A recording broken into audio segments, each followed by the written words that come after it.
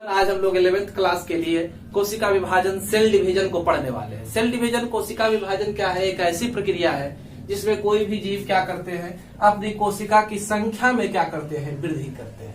इनकी संख्या में क्या होती है, वृद्धि होती है कोशिका की संख्या में, जिससे कि उसके आकार में परिवर्तन होता है, वृद्धि होती है, लंबाई चौड़ाई बढ़ती है। बहुत सारे जीवों में क्या है कि कोशिका विभाजन का परिणाम ही क्या हुआ, नए जीवों का जन्म। बहुत सारे जीव क्या करते हैं, कोशिका विभाजन करके नए जीवों को जन्म देते हैं।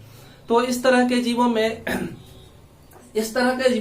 में विभाजन की प्रक्रिया जो है उसे स्वतंत्र कोशिका विभाजन कहा जाता है। वो डायरेक्टली हो जाता है, जैसे कि हम लोग सुने हैं अमीबा में, है ना। तो अमीबा में क्या होता है, द्विविभाजन की प्रक्रिया होती है जिसमें क्या होता है, एक अमीबा जो है अपने शरीर को बीच से दो बराबर भागों में क्या कर देता है, बांट देता है, और इसके बाद क्या हो जाता है कि एक से दो कोशिकाओं का निर्माण हो जाता है। द्विविभाजन हो गया। बहुविखंडन है तो जैसे कि हम लोग देखते हैं अमीबा अगर विपरीत परिस्थिति में रहता है तो यह घूमकर गोल हो जाता है और साथ में इसका केंद्रक लगातार विभाजित होते रहता है। और जैसे ही अनुकूल परिस्थिति आता है तो इसके चारों तरफ जो सुरक्षात्मक आवरण शिस्ट था वो फट जाता है और नए कोशिका मुक्त हो जाते हैं। तो वो सब जो है फ्री सेल डिवीजन के अंतर्गत आता है। और हम लोगों को यहाँ इनडायरेक्ट या फ्री सेल डिवीजन को ही क्या कर सकते हैं आप, डायरेक्ट सेल डिवीजन कहा जाता है। कंटिन्यू एक सेल विभाजित होकर के बिना किसी स्टेप का, है ना, दो जीवों का निर्माण कर देता है। यहाँ पर हम लोग डायरेक्ट और इनडायरेक्ट इस तरह से कोशिका विभाजन को दो भागों में बांट सकते हैं। तो हम लोगों को पढ़ना क्या है, इनडायरेक्ट कोशिका विभाजन पढ़ना है, इनडायरेक्ट सेल डिवीजन पढ़ना है। तो इनडायरेक्ट सेल डिवीजन जो होता है वो दो प्रकार का होता है। यह दो प्रकार का है। जैसे कि पहला आपका जो है वह क्या हो गया, माइटोसिस कहलाता है। पहला क्या कहलाता है, माइटोसिस कहलाता है। इसी को माइटोटिक भी कहा जाता है और इसी को समसूत्री विभाजन कहते हैं, है ना। दूसरा जो है वो क्या है, मियोसिस है।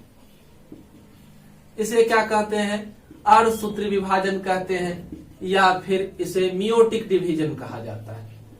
एक कोशिका विभाजित होकर के दो कोशिकाएं जो बनाती है वो अलग अलग जीवों में इसकी अवधि अलग अलग होती है। कुछ जीवों में यह 90 मिनट में पूरा हो जाता है, किसी में 24 घंटे में, किसी में उससे ज्यादा का वक्त लगता है। तो जो भी है कोशिका विभाजन के द्वारा जीवों का निर्माण होता है या कोशिका के विभाजन के द्वारा जीवों के आकार आकृति में लगातार परिवर्तन होते हैं और वे लगातार बड़े होते चले जाते हैं। उनकी संख्या बढ़ सकती है या कुछ भी।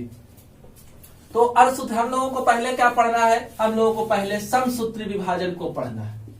समसूत्री विभाजन, तो आप देखें समसूत्री विभाजन में क्या होता है कि समसूत्री, पहला शब्द इसमें क्या है, सम है। सम का मतलब क्या होता है, बराबर। दूसरा सूत्र है। सूत्र किसके लिए आया है, तो सूत्र जो है वह गुणसूत्र के लिए आता है। सूत्र किसके लिए है, तो गुणसूत्र के लिए आता है। यानी कि कोशिका विभाजन की ऐसी प्रक्रिया जिसमें एक पेरेंट कोशिका से जब विभाजन होता है, जैसे कि यह एक पेरेंट कोशिका है, इसमें गुणसूत्र की संख्या 2 मान लेते हैं। तो जब यह विभाजित होगा तो जो नए जीव बनेंगे उसमें भी गुणसूत्र की संख्या जो है वो समान ही होगी। इसके पास भी गुणसूत्र की संख्या 2 ही होगी, है ना। तो यह समसूत्री विभाजन है। समसूत्री विभाजन सामान्यतः होता कहाँ है, तो समसूत्री विभाजन जो है वह हमारे सोमैटिक कोशिकाओं में होता है। कहाँ होगा, सोमैटिक कोशिकाओं में होगा, सोमैटिक सेल्स में होगा। यानी कि कह सकते हैं कि यह हमारी वर्धी कोशिकाओं में होता है। किसी भी जीव के पूरे वर्धी कोशिका में यही विभाजन होता है। याद रखना है कि इस तरह के विभाजन में जैसे कि मनुष्य 46 गुणसूत्र को रखता है तो नए बने गुणसूत्रों की संख्या भी क्या होती है, 2n ही रहती है। यानी कि गुणसूत्र जीवों में जो होते हैं वह 46 की संख्या में ही पाए जाते हैं। जैसे कि यहाँ दिखाएं कि एक में 2 था तो बनने वाले दोनों डॉटर सेल में भी गुणसूत्र का नंबर कितना हो गया, 2 ही हो गया। तो यह समसूत्री विभाजन है। इस विभाजन के द्वारा क्या होता है, जो जीव बनते हैं, यह विभाजन कहाँ होगा, तो संवर्धी कोशिकाएं किसे कहती है, तो वर्धी कोशिकाएं हमारे शरीर में जनन कोशिकाओं को छोड़ करके बाकी जो बच जाता है उसे ही क्या कहते हैं, वर्धी कोशिका कहते हैं, सोमैटिक सेल कहते हैं। हमारे शरीर का पूरा अंग तंत्र जो भी है वह बना हुआ किसके द्वारा है, तो समसूत्री विभाजन के द्वारा ही इसका निर्माण हुआ है। यानी कि हमारे शरीर का, किसी भी जंतु के शरीर का वृद्धि और विकास जो है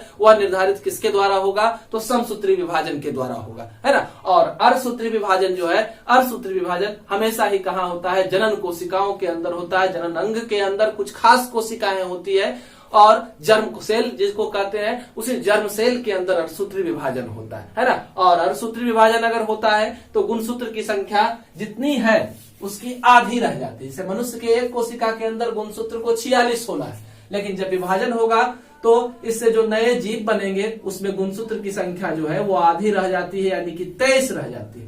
हमें याद रखना है कि समसूत्री विभाजन के द्वारा 2 कोशिकाओं का निर्माण होता है और अर्धसूत्री विभाजन जब पूर्ण होता है तो 1 से 4 कोशिकाओं का निर्माण होता है ना। तो 1 से कितनी कोशिकाएं बनेगी, 4 कोशिकाएं बनेगी अर्धसूत्री विभाजन में। और इसके द्वारा याद रखना है कि अर्धसूत्री विभाजन क्या निर्माण करता है, तो युग्मक का निर्माण करता है। अर्धसूत्री विभाजन के द्वारा क्या बनेगा, तो युग्मक का निर्माण होगा, ठीक है। उसके बाद आगे हम लोग बढ़ते हैं, तो आगे चलते हैं तो पहुंचते हैं कहाँ, हम लोग पहुंचते हैं समसूत्री विभाजन के को पूरे विस्तार से देखते हैं।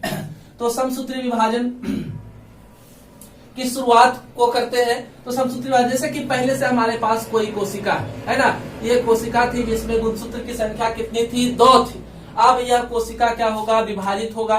विभाजित करने के बाद यह 2 कोशिकाओं का निर्माण करेगा। इस तरह से 2 कोशिकाएं बनी, दोनों में गुणसूत्र की संख्या समान है। तो अब ये दोनों कोशिकाएं जो है वह तुरंत ही विभाजन को प्राप्त नहीं कर लेंगी। विभाजन से पहले यह आराम करती है, इसकी आराम की अवस्था होती है, रेस्टिंग फेज होता है ना। एक आराम की अवस्था होती है जिसे रेस्टिंग फेज कहते हैं। इस आराम की अवस्था को विश्रामावस्था कहा जाता है ना। लेकिन यहाँ विश्राम जैसी कोई भी चीज होती नहीं है। विश्रामावस्था में यह कोशिका जो है नई बनी पुत्री कोशिका परिपक्वता को प्राप्त करती है और परिपक्वता को प्राप्त कर विभाजन के लिए अपने आप को तैयार करती है। तो यह विश्रामावस्था, इसी को इंटरफेज कहते हैं। यह इंटरफेज जो है वह 3 चरणों में पूरा होता है। इसकी पहली अवस्था को गैप 1 अवस्था कहा जाता है। इसकी पहली अवस्था क्या कहलाती है, तो गैप 1 अवस्था कहलाती है ना। जीवन फेज इसको कहा जाता है, जीवन अवस्था कहा जाता है। इस अवस्था में क्या होता है कि जो नई बनी कोशिका है उसके पास जो है परिपक्वता का अभाव है और इसलिए उसको फिर से क्या करना है, एक नई कोशिका का निर्माण करना है। और नई कोशिकाओं के निर्माण के लिए आवश्यक चाहिए है क्या, प्रोटीन है। तो इस अवस्था में प्रोटीन का संश्लेषण होता है ना। क्या होगा, प्रोटीन का संश्लेषण होता है। इस अवस्था में प्रोटीन का निर्माण होता है जीवन अवस्था में, है ना। एक नए कोशिका के बनने के लिए आवश्यक प्रोटीन का निर्माण जीवन अवस्था में होगा। साथ में हम लोग जानते हैं कि बीच वाला हिस्सा जो है वह क्या है, गुणसूत्र है।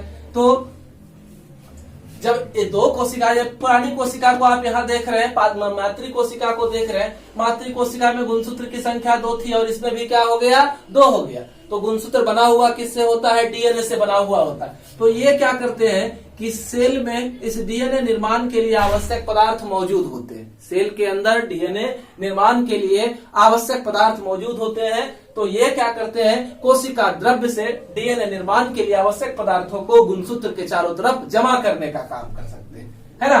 तो इसमें एक और हुआ क्या, डीएनए द्विगुणन के लिए तैयार होता है ना। दूसरी काम क्या है इसमें, तो डीएनए द्विगुणन के लिए तैयार होता है, डीएनए रिप्लिकेशन के लिए रेडी होता है। कैसे, तो साइटोप्लाज्म से रॉ मटेरियल को गुणसूत्र के चारों तरफ जमा करता है, ठीक है।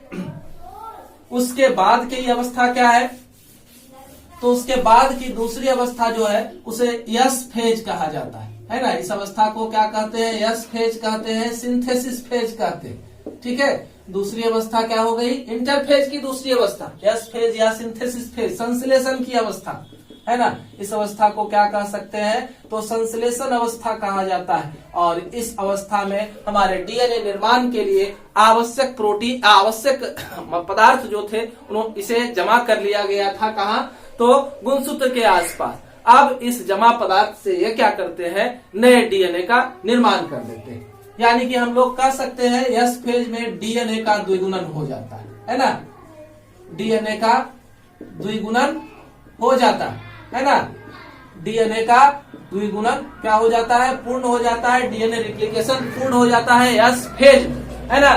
अब अगला फेज जो है G2 फेज है।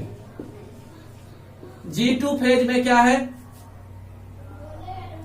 तो G2 फेज में क्या होता है कि अगर थोड़ा बहुत प्रोटीन जो है बचा हुआ है जिसके लिए कि हमारा कोशिका विभाजन का कार्य अधूरा रह सकता है, तो इसके लिए यहाँ G2 फेज में प्रोटीन निर्माण की काम होती है। आरएनए और प्रोटीन जैसे पदार्थों का निर्माण, फिर से बचे कुछ आरएनए और प्रोटीन का निर्माण जो है G2 फेज गैप 2 फेज में होता है। तो इस तरह से हमारा विश्रामावस्था 3 चरणों में क्या हो गया, पूरा हो जाता है ना। उसके बाद आगे की अवस्था को हम लोग जो पढ़ते हैं उसे 2 भाग में बांट करके पढ़ते हैं। तो वह पहला क्या कहलाता है, कैरियोकाइनेसिस कहलाता है ना, और दूसरा क्या कहलाता है, तो साइटोकाइनेसिस कहलाता है।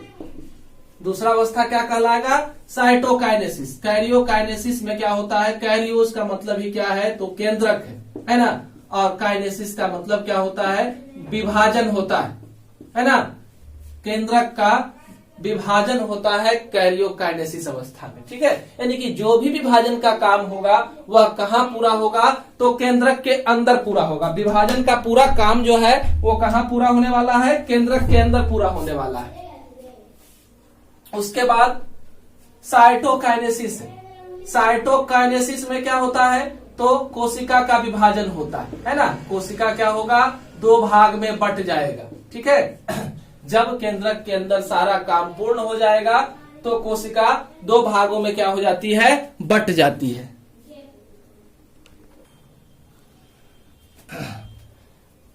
तो कैरियोकाइनेसिस के अंदर क्या कुछ होता है, कैरियोकाइनेसिस के अंदर की जो अवस्था है उसे हम यम फेज का नाम भी देते हैं। क्या कहते हैं, उसे यम फेज कहा जाता है। और यह चरण जो है पूरा होता है कितने स्टेज में, ये देखे तो यह पहला जो है इसे प्रोफेज कहा जाता है ना। क्या कहते हैं, प्रोफेज कहा जाता है। दूसरी अवस्था जो है वो मेटाफेज कहलाती है ना। दूसरा को क्या कहते हैं, मेटाफेज कहते हैं। तीसरा को क्या कहते हैं, एनाफेज। और चौथी अवस्था को क्या कहते हैं, टीलोफेज कहते हैं, है ना, टीलोफेज। तो ये चारों अवस्था जब पूर्ण होती है तो कह सकते हैं कि कैरियोकाइनेसिस संपूर्ण हो जाता है। और कैरियोकाइनेसिस जब पूर्ण होगा तब एक कोशिका 2 भागों में बट जाती है। तो आपकी पहली अवस्था जो है प्रोफेज है ना। पहला अवस्था क्या है, तो प्रोफेज है। प्रोफेज में क्या होता है कि इंटरफेज तक हम लोगों ने देखा, हमारे पास जो सेल था उसके अंदर जो क्रोमोजोम था वो पूरी तरह से कंडेंस था, तो वो पूरी तरह से क्या था, क्वाइल्ड था। उसमें से स्पष्ट रूप से हम गुणसूत्रों की संख्या को काउंट नहीं कर सकते थे, है ना, वो बिल्कुल स्पष्ट नहीं होता था। लेकिन प्रोफेज आते आते क्या होता है कि गुणसूत्र में संघनन की प्रक्रिया शुरू हो जाती है ना। गुणसूत्र में पहला काम क्या होता है, संघनन की प्रक्रिया शुरू हो जाती है। धीरे धीरे गुणसूत्र मोटा होने लगता है, ठीक है। उसके बाद क्या होता है, गुणसूत्र संघनन होता है। अगर जंतु कोशिका है तो वहां पर क्या उपस्थित है, तारक काय, है ना। तो तारक काय विभाजित होकर के 2 सेंट्रियोल का निर्माण करते। तारक काय विभाजित होकर के क्या करेंगे, 2 सेंट्रियोल का निर्माण करते हैं। धीरे धीरे इन सेंट्रियोल से स्पाइंडल फाइबर, एस्ट्रल रेज, है ना, जिसे तरकु तंतु भी कहते हैं। सब एक ही चीज है, अलग अलग नाम दिए हैं, तरकु तंतु कहते हैं। तो ये सब का निर्माण होने लगता है। जैसे ये तारक काय है, इससे इस तरह से धागे जैसी रचनाएं निकलने लगती है। और ये धागे जैसी रचनाएं जो है वह स्पाइंडल फाइबर, एस्ट्रल रेज और तरकु तंतु के नाम से जाना जाता है, अगर जंतु कोशिका है तो, है ना। और अगर पौधे की कोशिका है, पादप कोशिका है, तो क्या होता है कि कोशिका द्रव्य सिकुड़ जाता है। कोशिका द्रव्य सिकुड़ जाता है और सिकुड़ करके ये क्या करता है, धागे का निर्माण करता है, स्पाइंडल फाइबर का निर्माण करता है ना। तो इस तरह से ये धागे का निर्माण करता है। प्रोफेज में संघनन चल रहा है, गुणसूत्र मोटे हो चुके हैं, तारक काय विभाजित होकर के तरकु तंतु स्पाइंडल फाइबर का निर्माण कर रहा है, कोशिका द्रव्य क्या हो गया है, सिकुड़ गया है ना, और ये धागे बना करके कोशिका विभाजन की प्रक्रिया को शुरू करने वाले। धीरे धीरे करके यहाँ पर जो कोशिका अंग होते हैं, है ना, कोशिका अंग गायब होने लगते हैं। कोशिका अंग जो है धीरे धीरे करके गायब होने लगते हैं। किस अवस्था में? प्रोफेज की अवस्था में, है ना। तो धीरे धीरे शुरुआती प्रोफेज की अवस्था में कंडेंसेशन, गुणसूत्र में कंडेंसेशन होता है, संघनन होता है, कोशिका अंग गायब होने लगते हैं, कोशिका द्रव्य सिकुड़ करके धागे का निर्माण करेगा यथा। उसके बाद धीरे जैसी अवस्था गुजरती है, स्पाइंडल फाइबर की मात्रा बढ़ते जाती है और केंद्रक झिल्ली जो है, केंद्रक झिल्ली गायब होना शुरू हो जाता है। ठीक है, क्या हो जाएगा? तो केंद्रक झिल्ली धीरे धीरे करके गायब होने लगता है ना। यहाँ पर आप देखिए मध्य अवस्था में, प्रोफेज की मध्य अवस्था में केंद्रक झिल्ली में टूटन शुरू हो गया है और केंद्रक झिल्ली टूट रही है। दूसरा चीज क्या होता है? गुणसूत्र में संघनन चल रहा है। गुणसूत्र में संघनन के कारण क्या होता है? यह धीरे धीरे मोटे होते चले जाते हैं, गुणसूत्र काफी मोटा हो जाता है और धीरे धीरे यह 2 सिस्टर क्रोमेटिड्स में बढ़ जाता है। ये क्या होता है? गुणसूत्र हमारा 2 सिस्टर क्रोमेटिड्स में बट जाता है ना। लेकिन होता क्या है, बटने के बावजूद भी यह सेंट्रोमियर पर जुड़ा हुआ रहता है। क्या होगा? तो सेंट्रोमियर पर यह जुड़ा रहता है ना। तो ये देखें आप यहाँ, है ना, कि 2 भाग में बटा हुआ है लेकिन सेंट्रोमियर में जुड़ा हुआ है। लेट प्रोफेज की बात है और यहाँ पर क्या होता है कि स्पाइंडल फाइबर पूरी तरह से क्रोमोसोम से जुड़ने का प्रयास करते हैं और लगभग जुटते चल जाते हैं। कह सकते हैं कि हम जानते हैं कि एक जगह है काइनेटोकोर। काइनेटोकोर वह जगह है जहां पर सेंट्रोमियर जो होता है गुणसूत्र में उपस्थित होता है। तो सेंट्रोमियर के स्थान पर काइनेटोकोर से जो है ये स्पाइंडल फाइबर तरकु तंतु अच्छे से जुट जाते हैं। उसे छोड़ने के लिए नहीं, उसे अच्छी तरह से वो क्या करते हैं, पकड़ लेते हैं। ठीक है, उसके बाद हमारे कंडेंसेशन का काम जो है वह लगभग रुक सा जाता है और अगला अवस्था जो आती है मेटाफेज आती है। मेटाफेज अवस्था में क्या होता है कि हमारे जो गुणसूत्र है वो कोशिका के मध्य भाग में, कोशिका के मध्य भाग में अवस्थित हो जाते हैं। गुणसूत्र बिल्कुल कोशिका के मध्य में पहुंच जाता है और एक भूमध्य रेखीय पट्टी का निर्माण करता है। भूमध्य रेखीय पट्टी का निर्माण करता है, जिसे इक्वाटोरियल प्लेट भी कहा जाता है ना। तो यहाँ पर इक्वाटोरियल प्लेट का निर्माण होता है मेटाफेज में। काइनेटोकोर से हमारे स्पाइंडल फाइबर अच्छी तरह से जुड़े हुए रहते हैं और यह इसे छूटने नहीं देते। ठीक है, आपको लग रहा है कि मेटाफेज में हमें एक गुणसूत्र से 2 गुणसूत्र की प्राप्ति होने वाली है और कुल मिलाकर के अब गुणसूत्र जो है लगता है कि 4 हो जाएगा, है ना। अभी हुआ नहीं है लेकिन ऐसा एहसास होता है। अगली अवस्था जो आती है वह एनाफेज की अवस्था होती है। तो एनाफेज में क्या होता है कि हमारे धीरे धीरे करके स्पाइंडल फाइबर जो है पूरी तरह से जुड़े हुए हैं। अब स्पाइंडल फाइबर में तरकु तंतु में क्या हो जाता है, संकुचन शुरू हो जाता है। तरकु तंतु में संकुचन शुरू हो जाएगा, है ना। तो जिसके वजह से यह इतना अच्छा से गुणसूत्र से जुड़े हुए हैं कि उसे छोड़ नहीं पाते हैं। तो जब हमारा तरकु तंतु सिकुड़ेगा तो यह क्या करता है, गुणसूत्र को भी खींचता है अपने ओर, अपने ध्रुवों की ओर खोजता है, पील पोल की ओर। यह क्या करता है, इसको खींचने का काम करता है ऊपर की ओर, है ना। अर्ली एनाफेज को देखे और धीरे धीरे मेटाफेज जैसे जैसे गुजरता है तो ये जो सिस्टर क्रोमेटिड्स